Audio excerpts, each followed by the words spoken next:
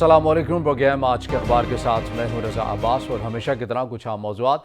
आज के इस प्रोग्राम में हम उन्हीं मौज़ूआत के ऊपर बात करेंगे। सियासी मंजरनामे के हवाले से अगर बात की जाए तो काफ़ी गहमा गहमी है और जिस तरह से तमाम पाकिस्तान की बड़ी जो सियासी जमातें एक दूसरे के ऊपर तनकीद करती हुई नज़र आ रही हैं, गो के पंजाब के ज़िमनी इंतखाबात होने जा रहे हैं और उसी वजह से पाकिस्तान तहरीक इंसाफ और पाकिस्तान मुस्लिम लीग नून के दरमियान कांटेदार मुकाबला जो है वो मुतवक्किल है। और उस सूरत के अंदर हम देख रहे हैं कि जलसे भी हो रहे हैं, रैलियाँ भी की जा रही हैं कायदीन की जानिब से। अगर पाकिस्तान तहरीक इंसाफ की बात की जाए तो वहाँ से ख़ुद पाकिस्तान तहरीक इंसाफ के चेयरमैन और साबिक़ वज़ीर आज़म इमरान खान इन इंतखाबात को, इनकी मुहिम को लीड करते हुए नज़र आ रहे हैं। तो दूसरी जानिब पाकिस्तान मुस्लिम लीग नून की नायब सदर मरीम नवाज़ इन इंतखाबात की मुहिम को लीड करती हुई नज़र आ रही हैं। एक दूसरे के ऊपर इल्ज़ामात लगाए जा रहे हैं। इमरान खान साहब बार बार बात कर रहे हैं, इदारों के हवाले से बात करते हैं, इलेक्शन कमीशन के किरदार के हवाले से बात करते हैं, अदलिया के हवाले से बात करते हैं और न्यूट्रल होने के हवाले से भी बात करते हैं।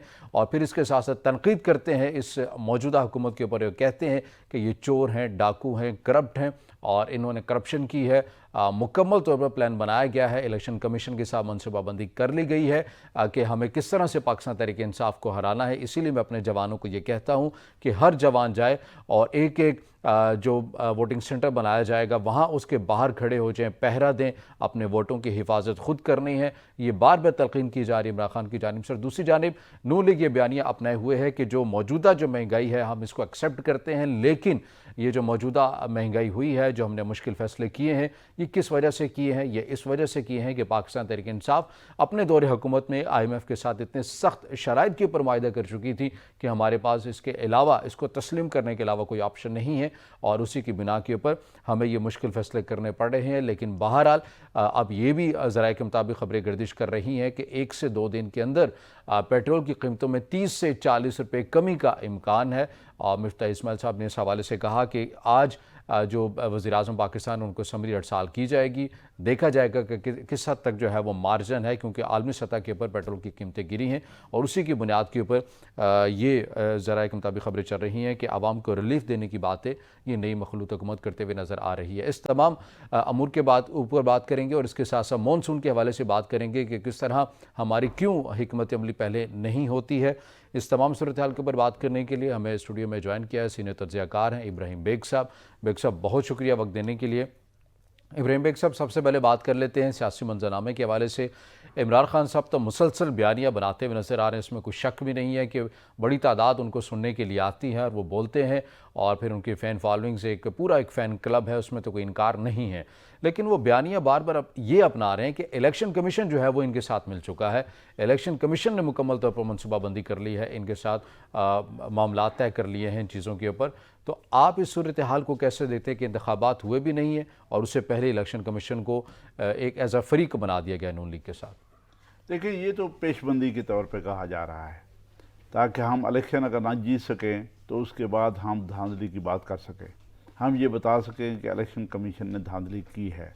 हालांकि इलेक्शन कमीशन ने किसी भी दौर में, इलेक्शन कमीशन के बस में कुछ होता भी नहीं है कि वो धांधली करा सके। हाँ, इलेक्शन कमीशन अगर कुछ लोगों के साथ मिल जाए और आंखें बंद कर ले तब तो धांधली हो सकती है, बल्कि धांधले भी यहाँ पे होते रहे हैं। लेकिन ऐसा नहीं है कि इलेक्शन कमीशन के पास ऐसे कुछ ज़राया हैं कि वो खुद ठप्पे लगवा के धांधली करना शुरू कर दे। और मेरे ख्याल में चीफ इलेक्शन कमीशन की जो रेपुटेशन है वो बहुत अच्छी रेपुटेशन है और बहुत अच्छे चीफ इलेक्शन कमिश्नर हैं। उन पे इल्ज़ाम सिर्फ इसलिए लगाया जाता है ताकि हम बेसिकली शुरू कहाँ से हुआ? शुरू हुआ PTI के दौरे हुकूमत में, जो पंजाब के अंदर बाय इलेक्शंस हुए हैं उसमें PTI हारना शुरू हो गई, चूँकि महंगाई बहुत ज़्यादा बढ़ गई थी और PTI ने मैदान इलेक्शन में हारना शुरू कर दिया, पिटना शुरू कर दिया। तो उनकी वजह से बेसिकली ऐसा हुआ है कि इलेक्शन कमीशन के ख़िलाफ़ बात किए बगैर कोई चारा नहीं था। ख़ास तौर पे आप अगर सियालकोट का इलेक्शन देखें, जहाँ पे बक्से उठा के ले जाए गए, जहाँ पे इलेक्शन के अमले को बाकायदा अगवा करके ले जाया गया, लेकिन इस तमाम सूरत हाल के ऊपर जो इमरान खान साहब जो बयानियाँ बनाते हुए हमें नज़र आते हैं, तमाम सूरत हाल के ऊपर कि महंगाई थी, हमारे ऊपर भी प्रेशर था, लेकिन हमने लोगों को रिलीफ दिया है, क्योंकि इन इंतखाबात की जो बुनियाद है वो तो महंगाई का उनसर ही है کہ جس طرح سے چیزیں مہنگی ہو رہی ہے، عوام پریشان ہے، اور آپ نے خود بھی وہ رپورٹس دیکھی ہوں گی، وہ خود بھی سروے آپ نے دیکھے ہیں جو بتا رہے ہیں، اور جن لوگوں سے بات کی جاتی ہے وہ کہتے ہیں کہ مہنگائی ہے، اور عمران خان صاحب نے اس کو روکا تھا، عالمی دباؤ کو مسرت کیا تھا. یعنی عمران خان صاحب کا جو بیانیہ ہے وہ تو پہنچ چکا ان کے ووٹرز کے پاس، گھر گھر تک پہنچ چکا، اور ہم نے 150 تک پیٹرول کی قیمتیں برقرار رکھی ہیں. تو خان صاحب کہہ رہے ہیں یہ بہت بڑی وجہ ہوگی، نون لیگ کے لیے بڑا اپسیٹ ہو جائے گا کہ یہ صورتحال نہیں سنبھال پائیں گے.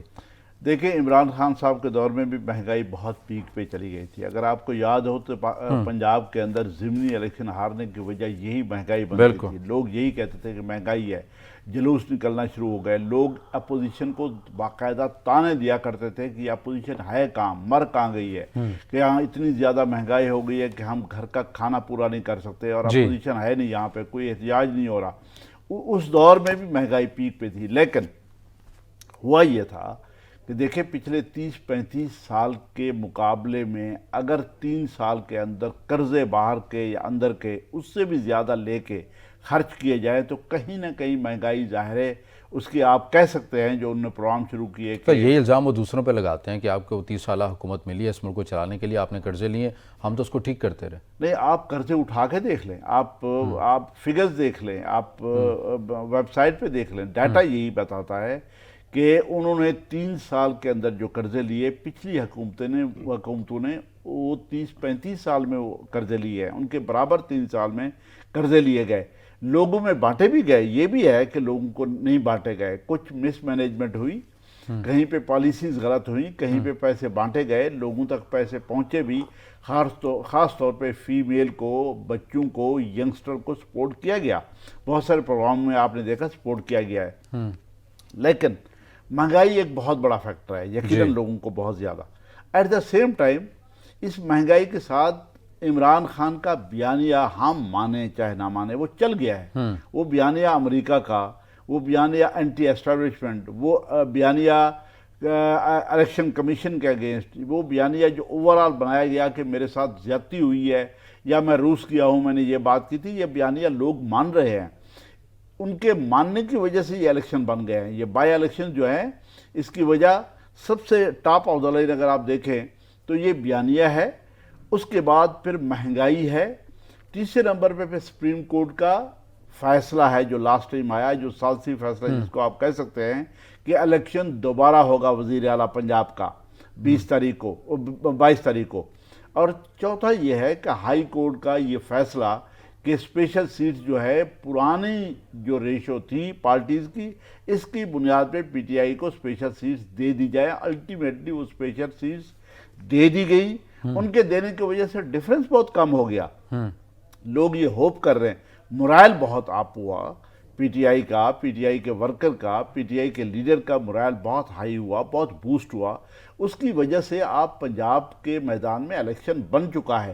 اب پنجاب کے میدان میں الیکشن اس لیے بھی بن گیا ہے کہ پنجاب بہت سارے لحاظ سے کہا جاتا ہے کہ پاکستان ہے، ایک بہت بڑا صوبہ ہے، آدھے سے زیادہ اس کی سیٹیں ہیں، بیوروکریسی یہاں سے ہے، فوج یہاں سے ہے، طاقتور لوگ یہاں سے ہیں، اور یہاں پہ الیکشن ہو رہا ہے. اور وہاں پہ کلیم کیا ہے کہ ایک عرصے سے یہ کلیم یہ تھا، پیپلز پارٹی کو بھی دیش نکالا نون نے یہاں سے دیا، نواز شریف نے دیا، نواز شریف کی پارٹی نے دیا، اور اس کے قدم یہاں پہ جم چکے تھے. ایک عرصے سے پیپلز پارٹی یہاں سے نکل گئی تھی، ان کے مقابلے میں کوئی تھا ہی نہیں. پی ٹی آئی ان کے مقابلے میں آئی، پنجاب ہی میدان بنا، پنجاب سے ہی الیکشن جیت کے انہوں نے یہاں پہ حکومتیں بنائیں دونوں، چاہے وہ پنجاب کی حکومت ہو چاہے وہ پاکستان کی حکومت ہو، پنجاب کے میدان سے جیت کر آئے تھے. آج پنجاب کا میدان ایک دفعہ پھر اس لڑائی کے لیے تیار ہے، جنگ کے لیے تیار ہے، جس کو الیکشن کی جنگ کہتے ہیں. وہ 17 تاریخ کو ہو رہا ہے. اور یقیناً عمران خان کے اگر آپ جلسے دیکھیں بہت بڑے جلسے ہیں، لوگ آ رہے ہیں، لوگ بہت زیادہ چارج ہیں. لوگ یہ چاہ رہے ہیں کہ مخالفین کو ہرایا جائے تو پاکستان جیت جائے گا. وہ یہ سمجھتے ہیں کہ امریکہ کو ہرانا ہے تو یہ باری ہے، یہ ٹائم ہے، اس دفعہ ووٹ دے کے امریکہ کو ہرایا جا سکتا ہے. یہ نیریٹو آپ دیکھیں، یہ نیریٹو آسمان پہ پہنچا ہوا ہے. اور دوسری طرف نون کی پاپولرٹی جو آلریڈی یہاں پہ موجود تھی، ہلکے پاورفل ان کے کینڈیڈیٹس، الیکٹیبلز، اور ایٹ دا سیم ٹائم مریم کو یہ نمبر دینے پڑیں گے. نون میں کسی کے بس کی بات نہیں ہے کہ وہ اتنے بڑے جلسوں کا جواب جلسوں کی شکل میں دے سکے یا ان کی زبان کا جواب زبان کی شکل میں دے سکے، وہ مریم یقیناً دے لیکن آپ کو لگتا ہے نون لیگ کافی حد تک جو ہے وہ کہیں نہ کہیں گھبراتی ہوئی ہمیں نظر آ رہی ہے ان انتخابات میں، کیونکہ بڑی تعداد میں استعفے آئے ہیں اراکین پارلیمان کے جنہوں نے دیے ہیں، اور وجوہات انہوں نے ذاتی ہی لکھے ہیں، لیکن وہ ذاتی وجوہات یہی ہے کہ پنجاب میں انہوں نے الیکشن کمپین کرنی ہے، حلقوں میں جانا ہے، موو کرنا ہے، اس کے لیے ان کو دوبارہ سے اپنے عہدوں سے مستعفی ہونا پڑا ہے، پھر جانا پڑ رہا ہے۔ تو فواد چودھری صاحب یہ کہہ رہے ہیں کہ گھبرا چکے ہیں، آپ سارے بھی استعفے دے دیں پھر بھی آپ کے بس کی بات نہیں ہے، پنجاب آپ کے ہاتھ سے نکل گیا۔ یہ دیکھیں، یہ بہت دفعہ ایسا ہوا ہے کہ آپ نے استعفے دیے، الیکشن لڑا، آپ یہاں پہ دیکھ رہے ہیں آپ کے وزیر قانون نے ایک خاص ایشو پہ استعفیٰ دیا تھا، منسٹرز استعفے دیتے رہتے ہیں، سندھ میں کئی دفعہ ایسا ہوا، لیکن اس دفعہ یقیناً ٹف کمپٹیشن ہے، اس لیے استعفے دیے جا رہے ہیں، اس لیے کہ جس کو ہم کہہ سکتے ہیں کہ پسینہ آ گیا نون کو، نون اس کو مقابلہ نہیں سمجھ رہی تھی، لیکن نون اسپیشل سیٹوں کے بعد، سپریم کورٹ کے فیصلے کے بعد، وزیر اعلیٰ کے دوبارہ الیکشن اناؤنس ہونے کے بعد یہاں پہ الیکشن بن گیا ہے، پی ٹی آئی کو بہت ہی مورلی بوسٹ، اور مہنگائی بھی وجہ ہو سکتی ہے کہ جب مشکل فیصلے کیے ہیں اس کے بعد بھی نون لیگ کو یہ احساس ہوا ہے کہ مشکل فیصلے بہت ہو چکے ہیں، مہنگائی بڑھ چکی ہے، ہمارا ووٹر مایوس ہو گیا۔ اچھا، تیل کی بات جو آپ کہہ رہے ہیں اور لوگ بھی ایسا سوچ رہے ہیں، وہ غلط بھی نہیں سوچ رہے۔ دیکھیں، تیل کی قیمتیں کم ہو رہی ہے، دنیا جہان میں ریسیشن آیا ہے، ریسیشن کی وجہ سے تیل کی مانگ کم ہوئی ہے، لوگوں نے گاڑیاں نکالنا کم ہوئی ہے۔ اس عید پہ میں نے دیکھا ہے، میں ڈی جی خان گیا ہوا تھا، میں نے دیکھا ہے کہ لوگ بہت سارے دریاؤں پہ، ایڈز پہ، تونسا بیراج پہ لوگ جو نکلتے تھے وہ لوگ نہیں نکلے، اس لیے کہ مہنگائی ہے، تیل بہت مہنگا ہے، سوچتے ہیں اب نکلنا ہے یا نہیں نکلنا۔ یہی ریسیشن دنیا جہان میں ہوا ہے، جس کی وجہ سے تیل کی قیمتیں کم ہوئی ہیں، اور جب تیل کی قیمتیں کم ہوئی ہیں، یہ کافی دنوں سے کم ہو رہی ہیں۔ میرے خیال میں نون نے پلان کیا ہوا تھا، یہ سوچا ہوا تھا کہ الیکشن کے قریب جا کے اس کی قیمتیں کم کی جائیں گی، باقی تو ہر چیز پہ اعتراض اور ہو اگر سکتا نتائج ہے۔ ان کے حق میں آگے تو اس کے بعد پھر بڑھا دیں گے؟ نہیں، میرا نہیں خیال کہ وہ تیل کی قیمتیں، ہاں اگر تیل کی قیمتیں بہت زیادہ دوبارہ بڑھنا شروع ہوئی تو شاید ان کو بڑھانا پڑے، ورنہ شاید میرا یہ خیال ہے کہ تیل کی قیمتیں جس طریقے سے کم ہونا شروع ہوئی ہیں، ایک تو ریسیشن کی وجہ سے ڈیمانڈ کم ہوئی ہے، اس کی وجہ سے ریسیشن کریٹ ہوا ہے۔ ایک اور بات یہ ہے، امریکن پریزیڈنٹ اب مڈل ایسٹ کے دور پہ چلے گئے ہیں، وہ ایک عرصے سے ان کی خواہش ہے اور ویسٹ کی خواہش ہے کہ تیل کی پیداوار کو، عرب ممالک کو کہا جائے کہ تیل کی پیداوار کو بڑھایا جائے، جو کہ وہ اس سے پہلے نہیں مان رہے تھے، کیونکہ تیل کی پیداوار اگر نہیں بڑھائیں گے تو مہنگائی بہت زیادہ بڑھتی جائے گی۔ اس کی وجہ سے شاید وہ آ کے مڈل ایسٹ میں عربوں سے بات کریں، اگر تیل کی پیداوار، جس کا چانس یہ ہے کہ تیل کی پیداوار کچھ نہ کچھ بڑھائی جائے گی۔ ایک ریسیشن ہے، ڈیمانڈ کم ہوئی ہے، دوسرا اگر تیل کی پیداوار بھی بڑھتی ہے تو تیل کی قیمتیں، میرا یہ خیال ہے، مزید کم ہوں گی، بڑھیں گی نہیں۔ سر، امریکہ بہادر کو اگر اتنا ہی خیال ہے دنیا کی مہنگائی کا تو پھر ایران سے پابندیاں اٹھا دے، آپ کے پاس وسائل ہی وسائل آ جائیں گے، دیگر ممالک کے پاس بھی، اور سارے معاملہ کھل جائیں گے۔ لیکن بہرحال آپ کو لگتا ہے کہ نون لیگ کی جو پالیسیز ہیں، اور بالخصوص اگر ہم بات کریں پاکستان تحریک انصاف کی، جس طرح فواد چودھری صاحب کی ایک سٹیٹمنٹ سامنے آ چکی ہے کہ اگر ہم یہ الیکشن جیت جاتے ہیں تو ہم نے تو اسمبلی تحلیل کر دینی ہے، تو پھر کون چاہے گا ایک دن کے لیے وزیر اعلیٰ پنجاب بننا، یا ایک دن کے لیے کوئی ایم پی اے بنے گا، اتنا خرچہ کرے گا، الیکشن کمپین کا وہ حصہ بھی رہے گا؟ آپ سمجھتے ہیں کہ یہ سٹیٹمنٹ دیکھ کر کہیں نہ کہیں کنفیوژن پیدا کر دی ہے فواد چودھری صاحب نے اپنے اراکین میں؟ دیکھیں، پہلے تو جو آپ نے بات کی ایران والی، میں کہتا ہوں کہ یورپ کے پاس کوئی مسائل کا حل ہی نہیں ہے اس کے علاوہ کہ ایران سے پابندیاں ہٹائی جائیں۔ ایران کے ساتھ سب سے اچھی ریلیشن اگر کسی دور میں رہی ہے تو یورپ کی رہی ہے۔ یورپ ان سے تیل لیتا تھا، یورپ میں بہت زیادہ کرائسس ہیں، یہ امریکہ بہادر ہر جگہ پہ جو بھاگ رہا ہے وہ یورپ کی وجہ سے بھاگ رہا ہے۔ یورپ میں بہت زیادہ مہنگائی بڑھ گئی ہے، وہاں پہ دیکھ لیں حکومتیں چینج ہونا شروع ہو گئی ہیں، اسی وجہ سے میرا یہ خیال ہے کہ آپ کی بات بالکل ٹھیک ہے، ایران سے پابندیاں ہٹائے بغیر یورپ اور دنیا کے پاس کوئی چارہ نہیں ہے۔ ایک چیز ہو گئی۔ دوسرا، آپ نے کہا کہ فواد چودھری والی بات، میں یہ سمجھتا ہوں کہ فواد چودھری اچھی بات کر لیتے ہیں، سچ بھی بول جاتے ہیں، جیسے انہوں نے رانا ثناءاللہ کے بارے میں سچ بولا، بڑی بات کی ہے انہوں نے، جو ہیرون کا کیس تھا، اس لیے اب بھی وہ کسی حد تک وہ سیاسی آدمی ہیں، سیاسی بات کرتے ہیں۔ لیکن جو وہ یہ کہہ رہے ہیں کہ ہم اسمبلیاں تحلیل کر دیں گے تو وزیر اعلیٰ کس کو بنائیں گے؟ اگر وہ وزیر اعلیٰ، میں کہتا ہوں کہ یہ الیکشن وہ جیت جاتے ہیں، اس الیکشن کے جیتنے کے باوجود اگر کاف کو اپنے ساتھ نہیں ملاتے تو وہ اپنا وزیر اعلیٰ نہیں بنا سکتے۔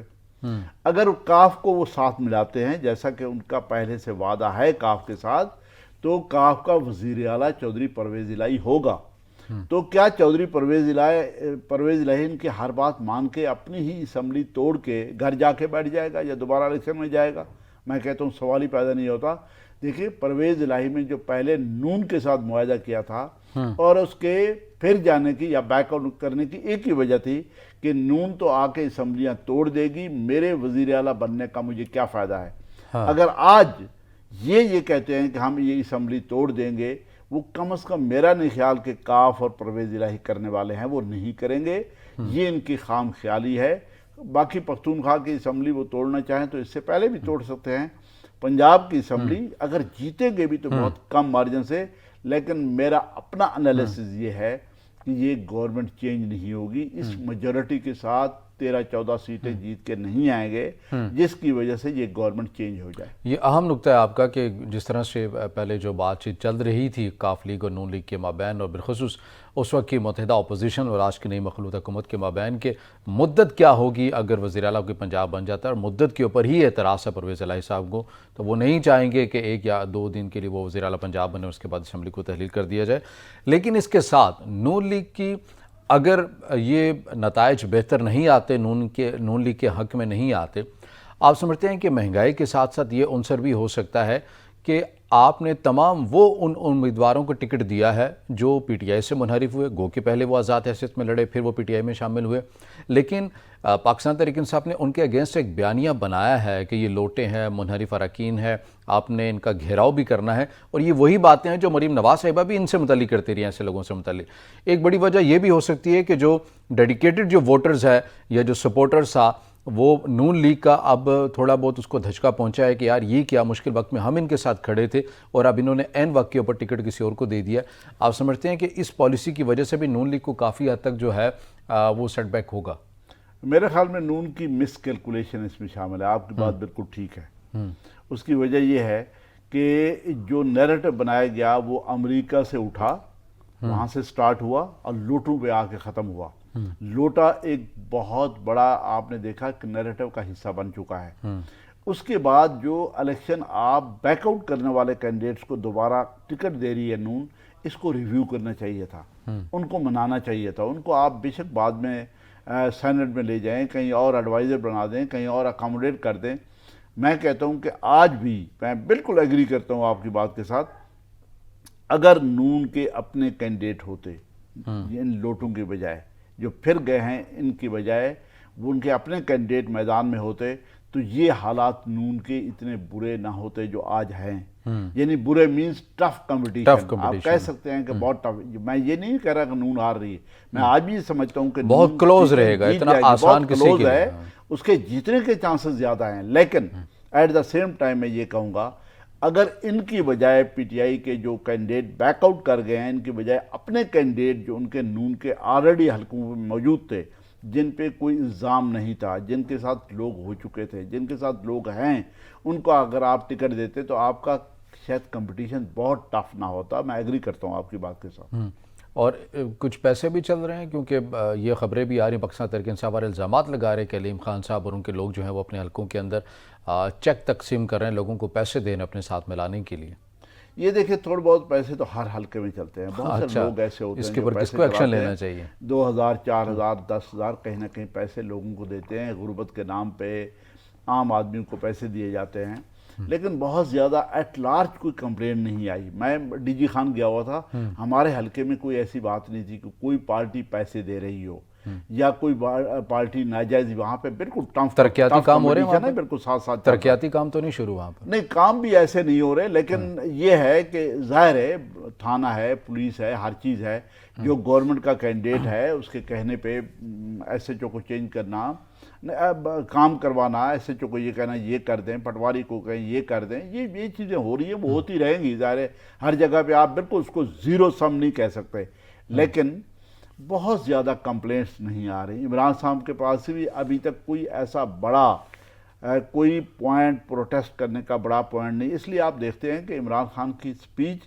ہر جگہ پہ ایک عرصے سے ایک جیسی تقریریں ہیں, ایک جیسے الفاظ ہیں, اس لیے کہ نیریٹو وہی چل رہا ہے, کوئی نیریٹو میں ایڈ نہیں ہو رہا. نہ الیکشن کمیشن کی طرف سے کوئی ایسا بلنڈر ہوا, نہ کہیں اور سے بلنڈر ہوا. ہاں وہ ایکس وائی ایجنسیوں کے بارے میں کہہ رہے تھے, وہ آج بھی کہتے ہیں.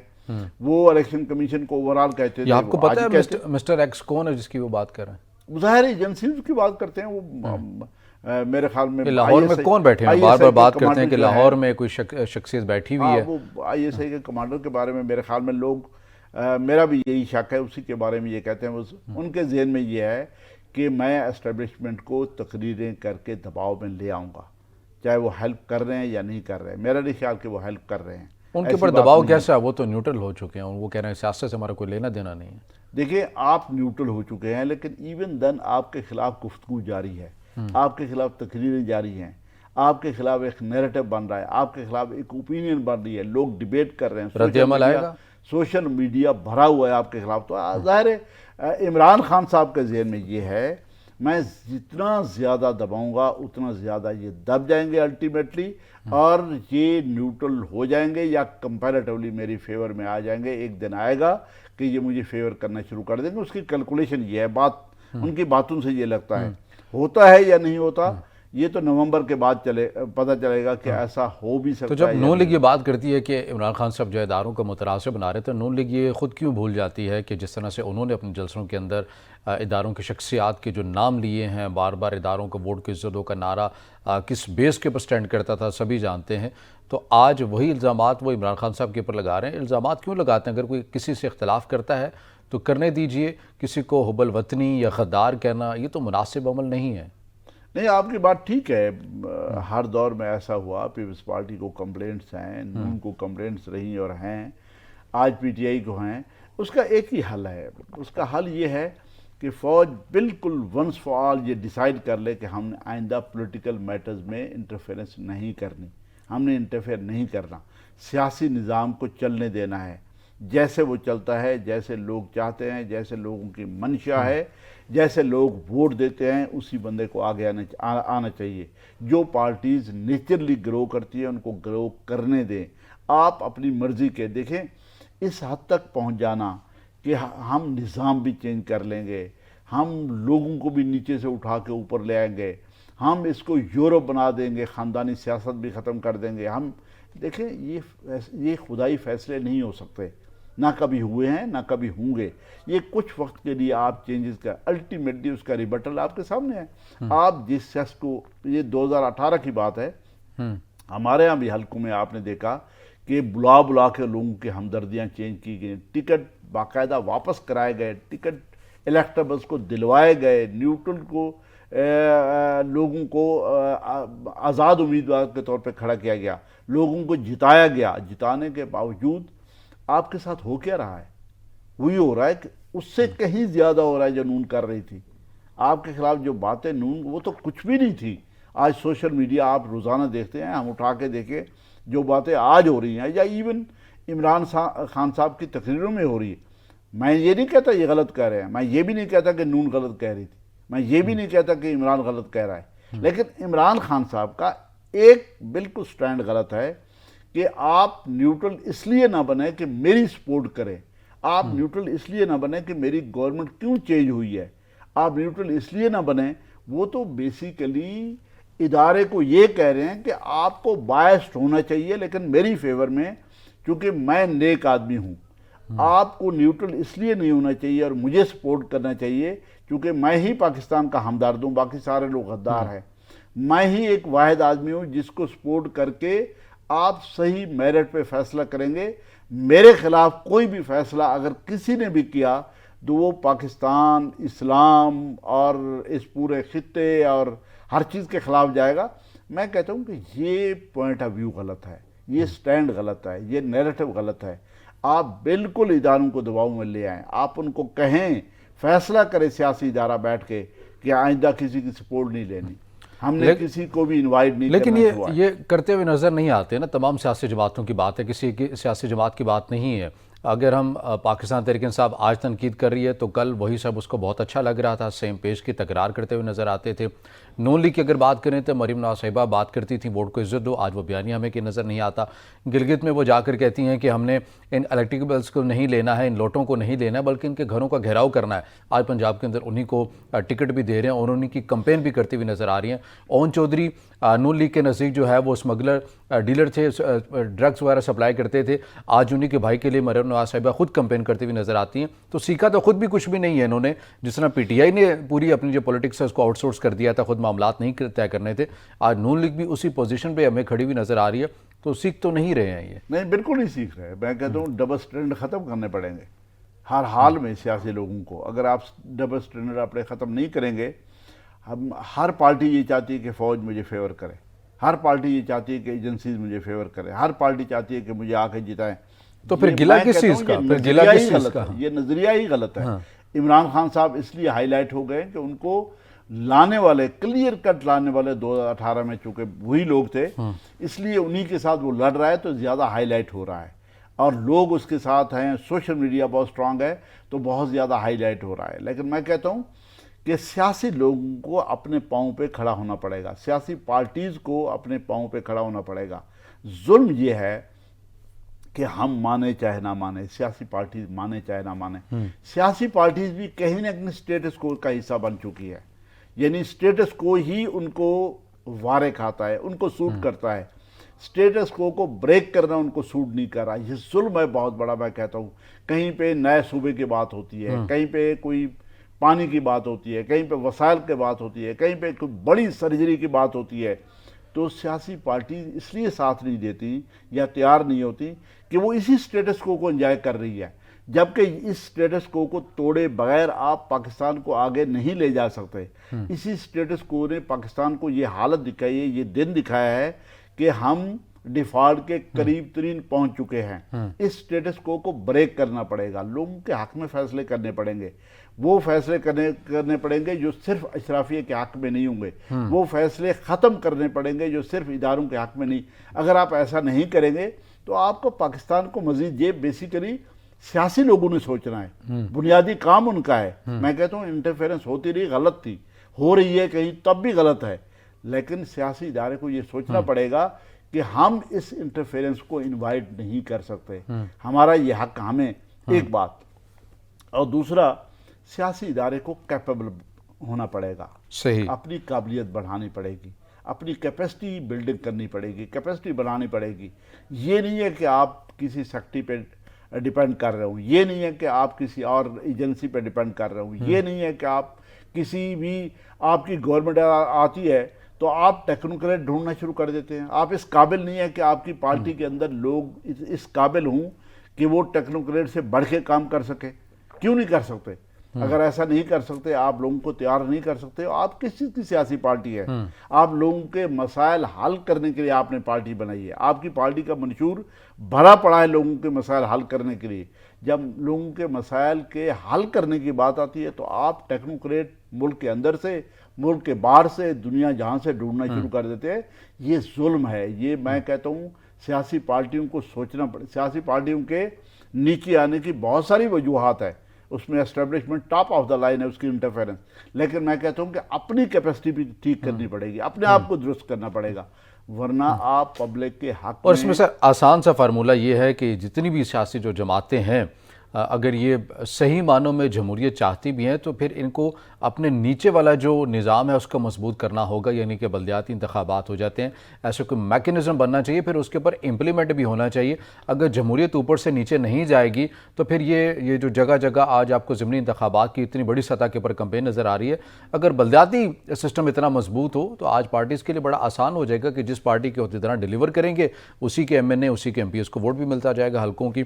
لیکن بہرحال پروگرام میں آخری موضوع کو شامل کرتے ہیں اور ہم بات کر لیتے ہیں مانسون کے حوالے سے۔ ہم نے دیکھا کہ پاکستان کے مختلف شہروں میں بڑی تباہی ہوئی ہے، اور یہ ایسا نہیں ہے کہ مانسون کو اسی بار کو پہلی بار آیا ہے، ہر سال آتا ہے، پہلے سے طے شدہ ہوتا ہے، محکمہ موسمیات کی جانب سے الرٹ بھی جاری کر دیے جاتے ہیں، اور یہ بھی بتا دیا جاتا ہے کہ موسمیاتی تبدیلی جو ہے اس کی وجہ سے جو شدت ہے بارشوں کی وہ زیادہ ہو سکتی ہے، اور مانسون کا جو نظام ہے، جو پورا ایک سیزن ہوتا ہے وہ دیر پا رہے گا. یہ بار بار ہم سنتے آ رہے تھے لیکن اس کے باوجود بھی کسی نے کہیں بھی ہمیں عمل ہوتا ہوا نظر نہیں آیا. بلوچستان کی حالت دیکھ رہے ہیں, کتنی بڑی تعداد میں لوگوں کا جانی اور مالی نقصان ہوا ہے. کراچی کی صورتحال دیکھ لیں تو ابراہیم بیگ صاحب, یہ کیا صورتحال ہے کہ ہم ہر سال بیٹھ جاتے ہیں اسی موسم کے اوپر, گفتگو بھی کر لیتے ہیں, باتیں بھی کر لیتے ہیں.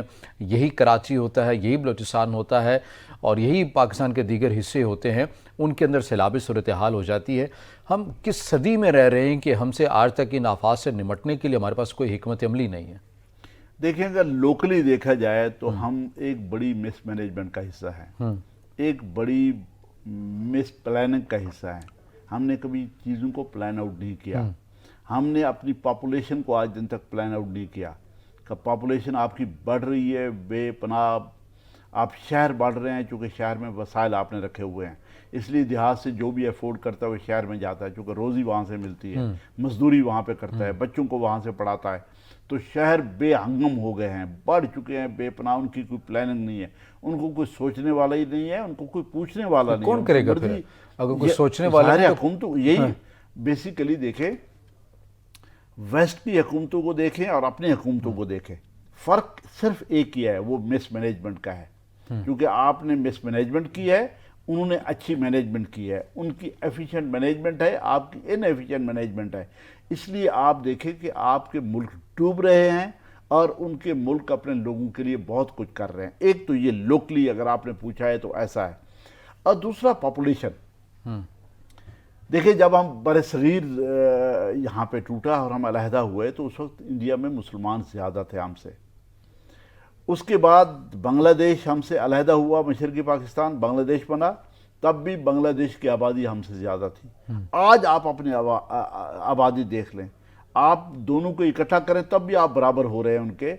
خدا کے لیے ایک تو population control top of the line, اور اگر اس کو اوپر والی سطح پہ لے جائیں تو ہم گلوبل وارمنگ کا حصہ بن چکے ہیں. گلوبل وارمنگ کی زد میں سب سے زیادہ ساؤتھ ایشیا ہے, اور اس سے آگے پھر وہی ملک آئیں گے جو مس مینجمنٹ کا حصہ ہے. اس کی ریزن یہ ہے کہ گلوبل وارمنگ اس لیے ہے کہ اگر اس کو بالکل اعلیٰ لیول پہ ہم لے جائیں, ہم ورلڈ لیول پہ لے جائیں, اگر گلوب لیول پہ لے جائیں تو 8 ارب انسان کو یہ سیٹلائٹ آپ کا افورڈ نہیں کر سکتا. یہ جو بے ہنگم آبادی ہے, دنیا جہان کی آبادی بڑھ چکی ہے, اس کو الاؤ کیا گیا یہ آبادی بڑھتی جائے, اس کو کنٹرول نہیں کیا گیا, نہ آج کنٹرول کیا جا رہا ہے. اپنی چیزوں کو بیچنے کے لیے ملٹائی نیشنز کے انٹرسٹ میں یہ منڈی بن گئی, چیزیں بکیں گی, جتنے لوگ بڑھیں گے اتنے زیادہ. اس سے پہلے یہ ویسٹ ورلڈ کا یہ تھا کہ جتنے زیادہ لوگ بڑھیں گے اتنے زیادہ آپ مدرسے بنائیں گے اور آپ سوویت یونین کے خلاف لڑائی کریں گے. وہ ہوا, اور اس کے بعد کیا ہوا, اس کے بعد جتنے زیادہ لوگ بڑھ رہے ہیں, چیزیں بک رہی ہیں, اتنے آپ کے موبائل بکیں گے, اتنے آپ کے فریج بکیں گے, اتنے آپ کے پنکھے بکیں گے. تو جتنی چیزیں بک رہی ہیں آپ کے پاس پیسہ جا رہا ہے, آپ کہتے ہیں آبادی بڑھنے دیں. لیکن ایک سٹیج, ایک حد ہوتی ہے, وہ حد آ چکی ہے, حد ختم ہو چکی ہے. وہ یہ ہے کہ 8 ارب بندے کو یہ سیٹلائٹ کھلائے گا کیسے, پلائے گا کیسے. آپ 8 ارب لوگوں نے سانس بھی لینا ہے, 8 ارب لوگوں کے لیے میڈیسن بھی بننی ہے, آپ نے فیکٹری لگانی ہے, 8 ارب لوگوں کے لیے چیزیں ضروریات کی آپ نے بنانی ہیں, ان کو پہنچانی ہے اور بیچنی ہے.